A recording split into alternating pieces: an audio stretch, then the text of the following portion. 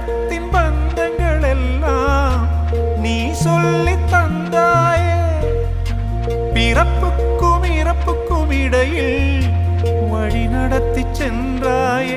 உனக்கே ஓர் தொட்டில் கட்டி நானே தாயாய் மாறிட வேண்டும். ஆராரிராரோ நான் இங்கே பாட, தாயே நீ கண்ணுறங்கு என்னோட மடி சாய்ந்து.